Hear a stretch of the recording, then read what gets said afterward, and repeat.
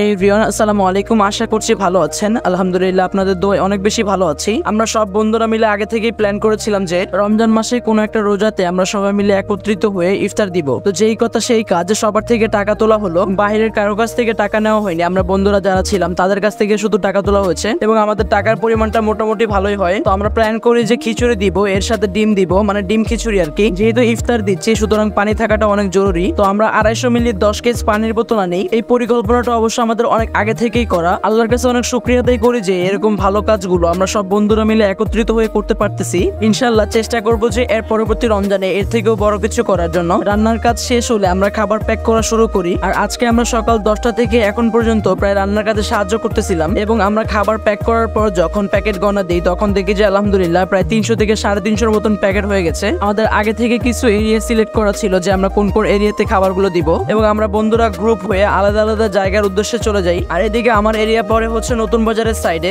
আমি একা ছিলাম না, আমার সাথে আরো 2টা ফ্রেন্ড ছিল। আরেকটা বিষয়, আমরা ইফতার বিতরণের সময় কোনো প্রকার ভিডিও করিনি, কেননা এই বিষয়টা আমারও পছন্দ না আর আমার কোনো ফ্রেন্ডেরও পছন্দ না। সবার কাজ শেষ হলে আমরা একটা ফ্রেন্ডের বাসার ছাদে চলে আসি, কারণ আমাদের তো ইফতার করতে হবে। একটা জিনিস ভেবে অনেক ভালো লাগছে যে আমাদের নিজেদের সামর্থ্য অনুযায়ী এত সুন্দর একটা কাজ করতে পেরেছি। আমরা সবাই অনেক বেশি টায়ার্ড এবং আয়োজনের জন্য অপেক্ষা করতেছিলাম। আল্লাহু আকবার, আল্লাহু আকবার।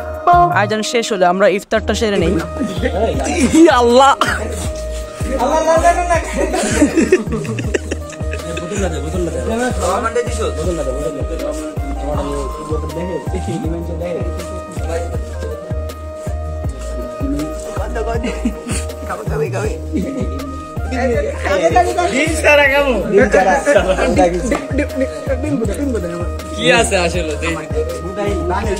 আলহামদুলিল্লাহ সম্পূর্ণ কাজ শেষ করে আমরা যে যার বাসায় চলে যাই। ভালো থাকবেন সবাই, আসসালামু আলাইকুম।